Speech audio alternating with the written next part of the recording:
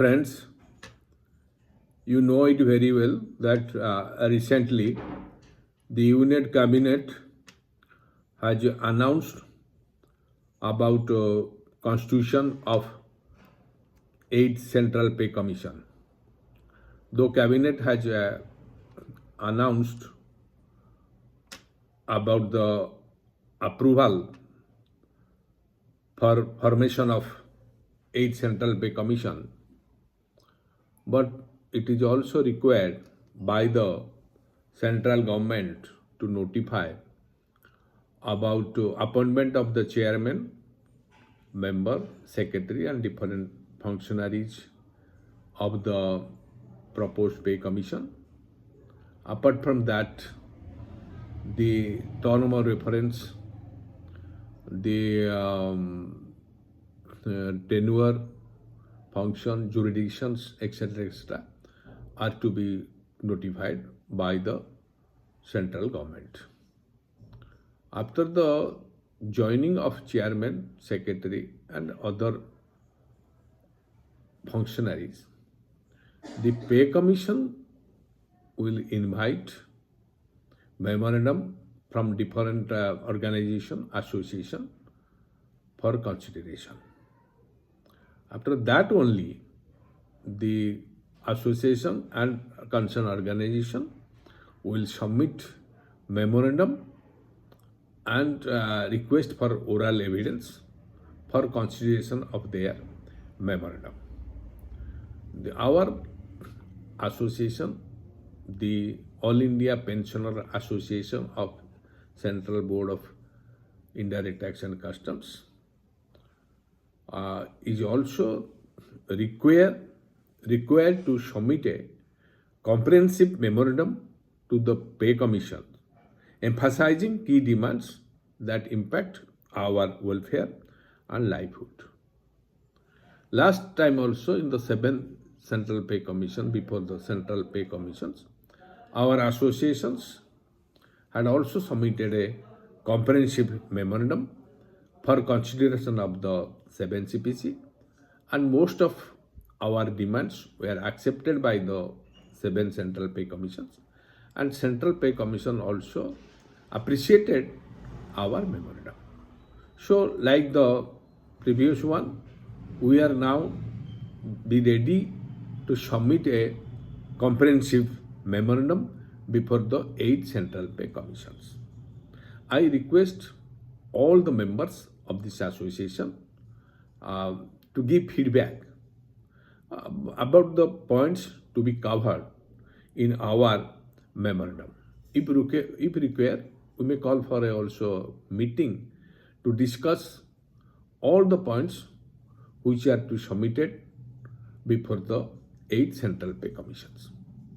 I categorized certain points which are required to be submitted before the 8 Central Pay Commissions for consideration. These points which I am stating are not exhaustive. Others also can amend or add certain other points for considerations. And I am requesting that don't consider what I am telling that is final.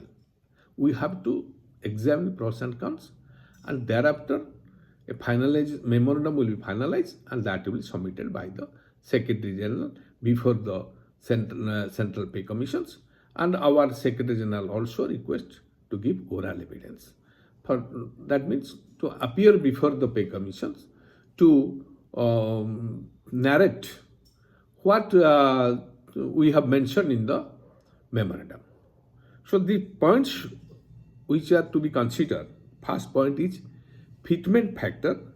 The fitment factor should be 2.86. Considering all the present situations, the fitment factor should be 2.86. So I request the member to collect data to justify how this 2.86 factor can be considered by the pay commissions. This is a very vital issue regarding fixation of the fitment factor of 2.86. Second, the DR are to be merged with the basic pension, because at present we are getting DR more than 50%, so naturally it should be merged with the DR. Thereafter, the notional increase of increment. So the VIII CPC, as per the VIII CPC recommendations, our pension was fixed from 1/1/2016.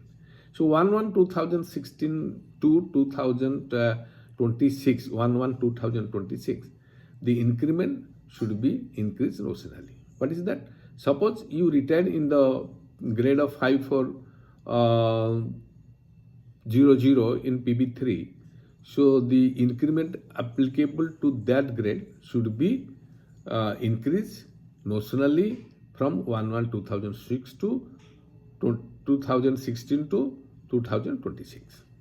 Considering the notional increase of increment, fitment factor of 2.86, and the merger of DR in the basic pay, thereafter pension will be fixed on 1/1/2026.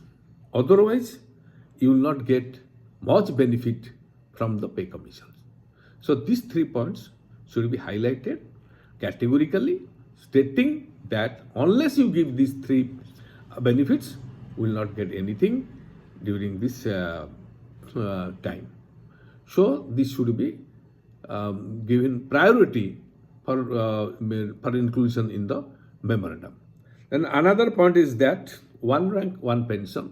Last time the VII CPC has recommended for the 1 lakh pension for the military people, defense people, and while recommending they also stated that this should be extended to other civilian pension also. So considering that observation of the VII CPC, we have to state before the VIII CPC to consider this 1 rank, 1 pension for the civilian persons also, like the defense people. Then another burning issue is the reduction of restoration period of commutation pension, deduction of commutation pension. As you know, in the VIII CPC recommended for the reduction period for restoration of commutation pension. This was not considered by the government. So now we can emphasize before the pay commission, stating all the points how it is unjustified for the 15 years period is totally unjustified. That we have to highlight and state that this should be applicable retrospectively from 1/1/96. That the restoration period for reduction of commuted pension should be 10 years from 1/1/96.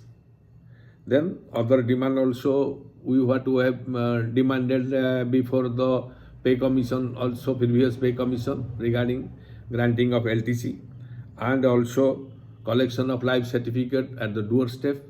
This should also included in the our memorandum. Second, another, the medical allowance should be increased, and medical facility under CGHS should be provided maximum pensioner of the throughout the country. That the wellness center should be established in each and every district at least one, as per the recommendation of the parliamentary committee. Then the pensioner should be provided cashless benefit, and without reference from the wellness center, they should go to directly to the employed hospital. It is, at present it is applicable to 70 years people, more than 70 people, but we should demand it's applicable to all pensioners. So this they will not take any reference. They will go straight to the employed hospitals and take the cashless treatment facility from that employed hospitals. And regarding also medicines, that whatever the specialist will recommend, that will be provided to the pensioner without any, whether that is a applicable or not applicable or mentioned in the list or not, that is immaterial. If specialist has recommended that particular medicine should be provided to the CGS beneficiary. And also people are going to the foreign, they are facing lot of difficulties in treatment. So this whoever going for foreign visit, their pensioner, they should also provided the medical facility in the foreign country also. This is a very simple method. The CGS in consultation with the different insurance company, this can be introduced. So totally the present system of CGS should provide more facility, more benefits to the pensioner.